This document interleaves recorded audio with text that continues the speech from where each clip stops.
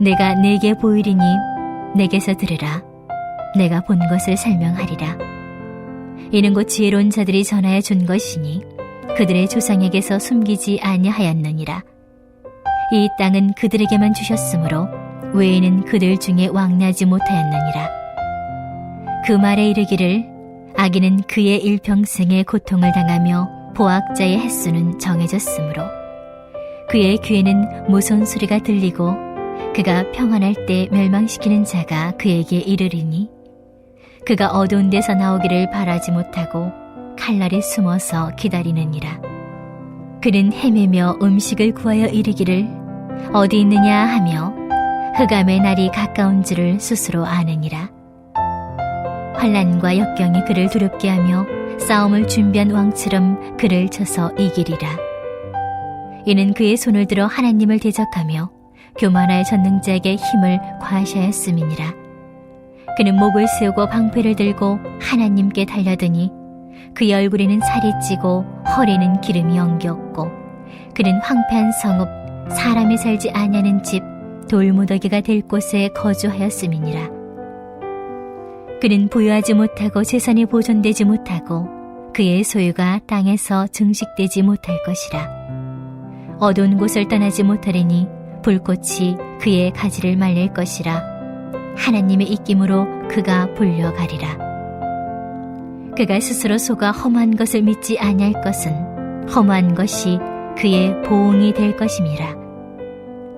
그의 날이 이르기 전에 그 일이 이루어질 것인즉 그의 가지가 푸르지 못하리니 포도 열매가 익기 전에 떨어짐 같고 감람꽃이 곧 떨어짐 같으리라. 경건하지 못한 무리는 자식을 낳지 못할 것이며 뇌물을 받는 자의 장막은 불탈 것이라. 그들은 재난을 잉태하고 죄악을 낳으며 그들의 뱃속에 속임을 준비하느니라. 보통 이런 사람이 꼭 있습니다. 힘들어 죽겠는데 옆에 와서 잔소리하는 사람이죠. 마냥 틀린 말하면 무시하면 되는데요. 또 그렇지도 않습니다. 이 아픈 데를 콕콕 찌릅니다. 지금 욥은 최악의 상황입니다. 상상할 수도 없는 이 모든 고통이 게다가 이 한 번에 닥쳐왔습니다.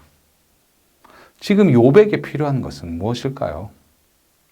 욥의 친구도 심지어 욥도 헛다리 짚고 있습니다. 먼저 욥의 친구, 글쎄 친구라고 하기에는 민망할 정도니까 그냥 지인이라고 해야만 할 것 같죠. 이 지인이 이 욥이 고난을 당하자 득달같이 달려와서 잔소리를 해댑니다. 이 욥도 나름 억울합니다. 인간으로서 최선을 다했기 때문입니다. 그런데 이 사람들이 굽히질 않습니다. 그래도 네가 뭔가 잘못했기 때문에 고난을 받은 거지 라고 이야기합니다. 욥이 대꾸합니다. 아니 그러면 세상에 벌 안 받을 사람이 어디 있냐? 그러자 친구들이 한다는 이야기가 아니 네가 그렇게 잘났어? 라고 하는 이야기가 이 어제까지의 본문이죠. 그리고 오늘의 본문으로 들어가 봅니다. 욥, 네가 그렇게 잘났어? 잘 들어봐. 너 같은 악인이 어떻게 망하는지 알려줄게. 이 이야기는 아주 지혜로운 사람들끼리만 전해 듣는 이야기야. 물론 나는 들었지. 저는 이 오늘의 본문을 보면서 이 횟집이 생각났어요. 이 살을 하나하나 다 발라냅니다. 심지어 이 뼈에 살이 하나도 남지 않습니다. 남은 뼈와 머리는 매운탕 끓여 먹죠. 지금 이 엘리바스가 욥을 이렇게 만들고 있습니다. 욥은 힘들어 죽겠는데요. 이쯤 되면 욥의 친구들은 이 욥을 위로하러 온 것 같지 않습니다. 욥이 친구 관계를 어떻게 했길래 이런 재앙이 닥치자마자 친구들이 달려와서 한다는 말이 네가 뭐 잘못한 거 아니야? 입니까? 이건 뭐 쌤통이라고 생각하고 놀리는 수준입니다. 심지어 욥이 거부하니까 이 회 뜨듯이 욥을 구석구석 발라버립니다. 한 아이가 울면서 집에 옵니다. 엄마한테 이야기합니다. 예. 야, 엄마, 나 선생님한테 혼났어. 그러자 이 엄마가 대답합니다. 네가 뭐 잘못한 거 아니야? 네가 뭐 잘못했으니까 선생님이 혼내지. 또 아이가 대답합니다. 아니야. 애들이 다 같이 그랬어. 근데 나만 혼났어. 우리 부모님들, 이 대화 어디서 많이 들어보셨죠? 이 상황에서 이 부모라면 어떻게 해줄까요? 어떻게 이야기해야 할까요? 먼저 공감해 주어야 합니다. 아이고, 속이 많이 상했겠구나. 일로 와. 그리고 안아주고요. 물론 궁금하죠. 우리 애가 무슨 잘못했는지, 또 왜 혼이 났는지. 하지만 가장 먼저 해야 할 일은 지금 당하고 있는 이 아픔에 대한 공감입니다. 그리고 부모로서는요. 아이가 무슨 잘못을 했어도 내가 네 편이라는 확신을 주어야 합니다. 아이의 관점에서는 이 세상에 이 유일한 보호자가 부모입니다.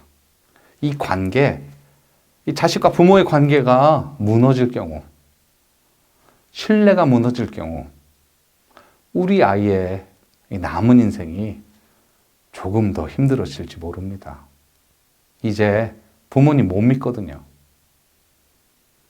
다시 본문입니다. 20절에 그 말에 이르기를 악인은 그의 일을 평생에 고통을 당하며, 지금 대놓고 욥을 악인과 비교하고 있습니다. 네가 이 정도 고통을 당한 것 보면 네가 틀림없이 악인, 이런 고난을 당해도 싼 놈이라는 겁니다. 이런 소리 들으면 욥은 어땠을까요? 당연히 화가 많이 나죠. 이 16절 2절에 보시면 이런 말은 내가 많이 들었나니 너희는 다 재난을 주는 위로자구나. 3절에 이어서요. 헛된 말이 어찌 끝이 있으랴. 쉽게 말해서 제발 그만 좀 해. 라고 이야기하고 있습니다. 계속해서 욥과 욥의 친구들이 이 똑똑한 척, 이 잘난 척하면서 서로 이야기하고 있지만 사실은 이 개싸움, 이 진흙탕 싸움에 가깝습니다. 이 잘난 껍질 벗겨내면요. 그럼 이 성경 안에 들어있는 이 말씀이죠. 오늘 본문 속에 이 말다툼하는 것 보면서 우리는 어떻게 교훈을 얻을 수 있을까요? 네. 우리의 시야를 넓혀야 합니다. 우리 하나님, 우리 아버지 하나님 봐야 합니다. 그리고 하나님의 관점으로 다시 살펴보아야 하는 것입니다. 지금 욥과 친구들은 이 고난에 모든 정신이 팔려 있습니다. 이 고난만 바라보고 있습니다. 내가 왜 이런 고난 받았지? 네가 나쁜 짓 했으니까 그렇지. 아니, 난 그렇게 나쁜 놈 아닌데? 됐고. 넌 나쁜 놈 맞아. 여지껏 우리 속인 거지. 그러니까 이런 재앙 주신 거 아니야, 하나님이. 이 대화에서 이 고난을 빼버리면 어떻게 될까요? 그럼 다시 욥이 의인이 될까요? 고난이 있으면 악인이 되고, 이 축복을 받으면 다시 의인이 될까요? 다시 부모 자식으로 가보겠습니다. 우리 아들이 혼이 나면 나쁜 사람이 되고 칭찬받으면 좋은 아들이 될까요? 아닙니다. 이런 것들은 우리가 누구인가, 우리가 어떤 자녀인가에 대한 전혀 영향을 줄 수 없는 것들입니다. 이게 하나님의 관점, 우리 하나님 아버지의 관점으로 보자고 말씀드렸습니다. 여기까지의 욥과 친구들의 대화를 듣고 이 하나님은 어떠실까요? 그게 아니야. 아마도 욥기가 이 욥과 친구들의 대화에서 끝이 난다면 우리 하나님 아버지는 정말 후회하실 것입니다. 내가 괜히 시험을 허락해서 고통만 당하고 힘들게 만들었네. 이 욥의 고난을 통해 하나님이 원하시는 게 뭐였었나요? 우리도 마찬가지입니다. 이 고난 중에 너무 힘들면 이 고통만 눈에 보입니다. 그리고 도대체 왜 내가 뭘 잘못했지? 이 끊임없이 테이프 돌리죠. 이 뒤로 갔다 앞으로 갔다. 내가 언제 뭐 잘못했는지 원인 찾으려고요. 저도 그렇게 많이 했었거든요. 사실 정답을 알아도 이 시련 통해서 하나님이 원하시는 게 뭔지 알아도 어려운 건 어려운 겁니다. 다만 시간이 더 필요하죠. 어쩌면 이 고난 중에 있는, 이 어려운 중에 있는 성도님들 계시면 또 그렇다고 굳이 정답 아신다고 이 무리해서 건너뛰실 필요 없습니다. 보통 그러다가 미끄러져 넘어지죠. 다른 교훈 찾아서 떠나신 분도 있고요. 이 신앙의 여정에서 이 고통은 이 땅을 다지는 시간입니다. 땅이 다져지지도 않았는데 얼른 건너려고 무리하면 넘어지죠. 이 땅은 하나님과의 관계이기도 합니다. 땅이 굳어진다는 것은 이 고통을 통해서 하나님과의 관계가 돈독해지는 것입니다. 더욱 친해지는 것입니다. 이 오늘의 본문처럼요. 문제만 가지고 이 원인 찾으면서 서로 싸우다 보면, 진흙탕 싸움 하다 보면 이 땅 언제 굳나요? 하나님 언제 보고 하나님하고 언제 친해지나요? 이제 혹시라도 이 고난 속에서 충분한 시간 가지셨다면요. 하나님 바라볼 때입니다. 그만 힘들어 하시라는 말은 훌훌 털어내라는 게 아니라 왜 이런 문제가 생겼는지 그만 고민하시라는 겁니다. 이 문제가 나 때문이라는 이 자책 그만하시라고요. 또는 이 누구 때문이라는 원망도 그만하시라는 겁니다. 많이 힘드셨죠. 그런데 혹시라도 조금이라도 힘이 있으시면, 혹시 그 조금 남아있는 힘마저도 내 탓하고 계시다면 이제 그 힘 다른 데 쓰실 차례입니다. 바로 하나님 아버지 찾는 것입니다. 하나님이 이 문제 어떻게 해결하죠? 하나님, 이 문제 좀 해결해 주세요. 하나님께 솔루션 물어본다면 또 말짱 도루묵 돼요. 이 시련은 문제를 주고 문제를 해결하는 능력을 기르기 위한 시험 자체가 아니었기 때문입니다.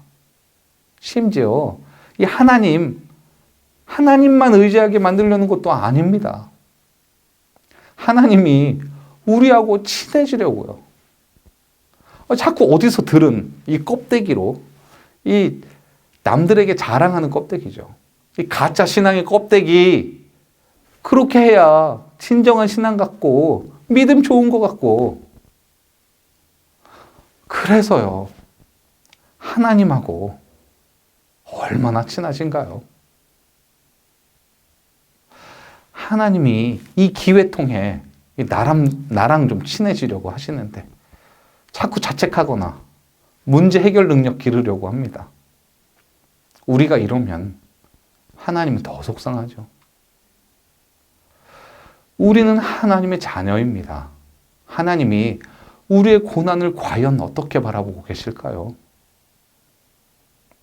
이렇게 두 팔 벌리고 이리 오라고요.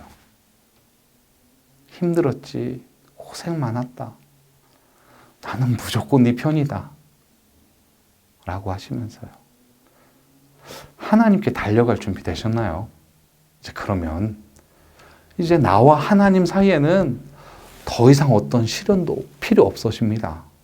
나의 눈이 오직 하나님만 바라보고 있기 때문이죠. 그리고 하나님이 우리만 바라보고 계시기 때문입니다. 이 사이에는 그 어떤 것도 다시는 들어올 수 없지요. 이제서야 하나님이 시작하십니다. 하나님의 역사가 내 삶 속에 시작됩니다. 진정으로 내 삶이 하나님의 것이 되기 때문입니다. 함께 달려가시죠. 그 품에, 하나님 품에 안기는 겁니다.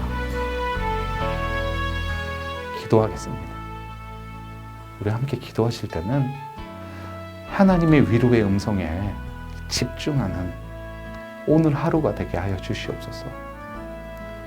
두 번째 기도하실 때는 이 하나님의 사랑을 받은 내가 다른 사람에게 또한 그 사랑을 전하는 하루가 되게 하옵소서.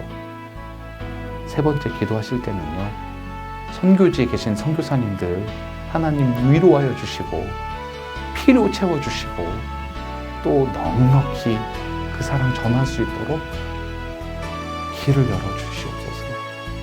우리 함께 기도하시겠습니다.